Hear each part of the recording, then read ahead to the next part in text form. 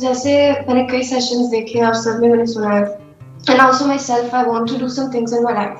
For example मैं चाहती हूँ कि लाइक 30 की एज से पहले मैं अभी घर और गाड़ी मतलब सब कुछ they have provided it to me, it's not my own. Right now I am doing, मतलब मैं काम भी कर रही हूँ बट स्टिल मैं चाहती हूँ कि कोई 30 की एज में ऐसा हो कि I have everything settled, but वो जो अनसर्टेनिटी है लाइफ की कि मालूम नहीं फिर, क्योंकि दिमाग में वर्स्ट ऊपर सिचुएशन भी आती है, अगर ये ना हो पाया, वो हो गया, ये ना हो पाया, तो उसको एक्सेप्टेंस मतलब कि जो एक्सेप्ट करना है, हम बोल देते हैं कि एक्सेप्ट कर लो कोई बात नहीं हो जाएगा, बट वो एक्सेप्ट करना ही is the difficult thing. Like how to accept everything in its wholeness, जैसे है वैसा ही। देखो, इस क्वेश्चन के दो अलग अलग एस्पेक्ट्स हैं। एक है कि 30 से पहले पहले आप फाइनेंशियली इंडिपेंडेंट होना चाहते हो, कि आपको पैसे की टेंशन ना रहे, आप पूरी तरह से इंडिपेंडेंट हो जाओ। That is one aspect of this question. दूसरा एस्पेक्ट ये है कि बैक ऑफ द माइंड हमको डर भी लगता है कि अगर ऐसा नहीं हुआ, क्योंकि ये तभी हो पाएगा जब कुछ और होगा, इन द सेंस कि आप जो जॉब कर रहे हो वहां पे आपका प्रमोशन होगा, या फिर जैसा आप सोच रहे हो कि आप जॉब को छोड़ करके मैं एक इतने टाइम का ब्रेक लूंगी, फिर मैं ये पढ़ूंगी, फिर मैं ये करूंगी, फिर मैं वो करूंगी, व्हाटएवर आपका एक प्लान है। बैक ऑफ द माइंड कहीं ना कहीं ये भी चल रहा है कि अगर मेरा ये प्लान काम नहीं किया तो क्या होगा, तो मेरा जो गोल है दैट इज फाइनेंशियल फ्रीडम वो भी अचीव नहीं होगा। तो अब मैं क्या करूं, उसको क्या एक्सेप्ट कर लूं? देखो, ये जो एक्सेप्ट करने का जो पॉइंट आएगा वो पॉइंट आएगा एट द एज ऑफ 30। ये अभी नहीं आना चाहिए, क्योंकि अगर अभी आ गया तो आप वो अचीव ही नहीं कर पाओगे, क्योंकि फिर आप अपने कंफर्ट जोन में चले जाओगे। राइट? अभी तो सिंपल एक गोल होना चाहिए लाइफ में, till the age of 30 I want to be financially free no matter what. That is my goal and that is my only goal and I am going to achieve it no matter what. अब होगा क्या कि हो सकता है जैसा आप सोच रहे हो उस तरह से वो अचीव हो, या किसी और तरह से अचीव हो जो अभी आप नहीं सोच रहे हो, क्योंकि जब हम करते हैं तो कुछ नए एवेन्यूज ओपन अप होते हैं लाइफ में, कुछ नया होता है जो आपने सोचा भी नहीं होता है, जो हो सकता है उससे बहुत बेटर होता है जैसा हम सोच रहे होते हैं, कुछ नई अपॉर्चुनिटीज आती हैं हर कदम पे। एंड गोल आपका बिल्कुल क्लियर है, और वो एंड गोल होना भी चाहिए, सिर्फ आपकी लाइफ में नहीं सबकी लाइफ में होना चाहिए कि फाइनेंशियली मुझे फ्री होना है। प्रॉब्लम यहां पर यह है कि आप क्या कह रहे हो कि जैसा मैं सोच रही हूं अगर वैसा हुआ तो ही वो एंड गोल अचीव हो पाएगा, और अगर वैसा नहीं हुआ तो पता नहीं क्या होगा, तो मुझे एक्सेप्ट करना पड़ेगा उस नई रियलिटी को, जो कि I will not be financially free at that point in time. All I am saying is कि ऐसा सोचो ही मत कि वो नहीं होगा। You don't have to think about it at this point in time, नहीं तो दिमाग दो जगह पे भागने लग जाएगा। आप कहोगे नहीं हो रहा तो कोई बात नहीं ना, सबको सब कुछ तो नहीं मिलता है ना, तो जितना मिल रहा है उतना ही काफी है, चलो इतना ही बहुत है, और फिर आप डर डर करके जीने लग जाओगे। तो all I am saying is कि जो गोल बनाया है माइंड में, financial freedom at the age of 30, उसको पकड़ के रखना है और उसको अचीव करना है। फिर चाहे वो आपके प्लान के अकॉर्डिंग हो, चाहे वो आपके प्लान से बिल्कुल ही अलग हो, बट अंदर एक कन्विक्शन होना चाहिए कि वो अचीव होगा नो मैटर व्हाट।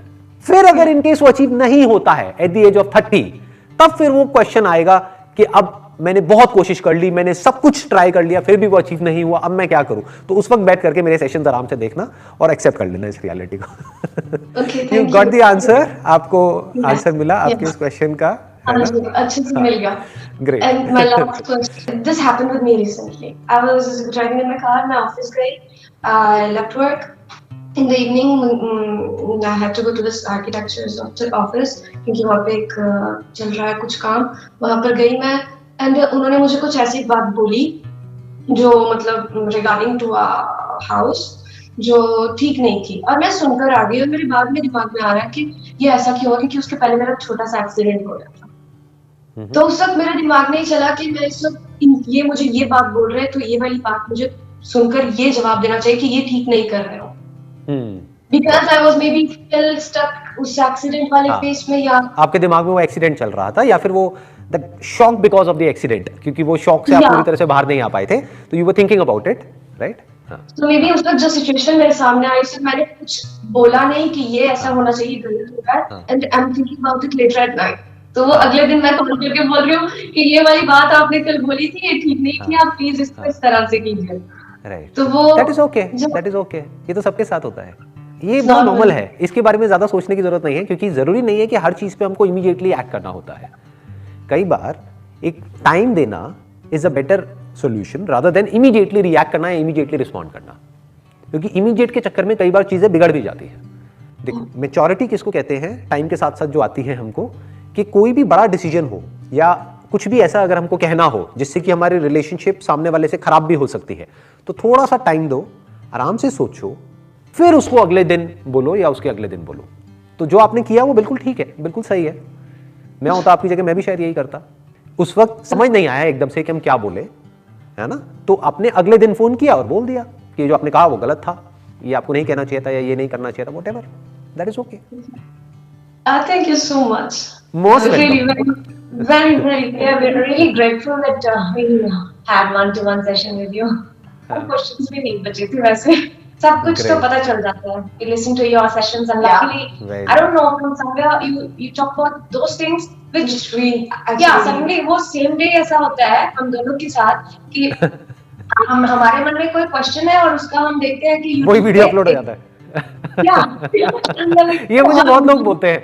एग्जैक्टली पता है क्या होता है, मैं आपको एग्जैक्टली इसके पीछे की साइकी बता देता हूँ। एग्जैक्टली क्या होता है कि आपके माइंड में जो अभी करंटली घूम रहा होता है, यानी जो क्वेश्चन चल रहा होता है, तो आप उसका आंसर ढूंढ रहे होते हो।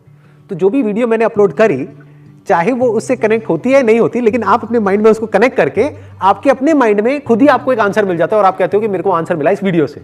तो आप फिर आप एक स्टेप और आगे बढ़ते हो, आप कहते हो कि इसको कैसे पता लगा कि मेरे माइंड में ये क्वेश्चन था और इसने आज ही ये वीडियो क्यों अपलोड करे, राइट? ऐसे होता है।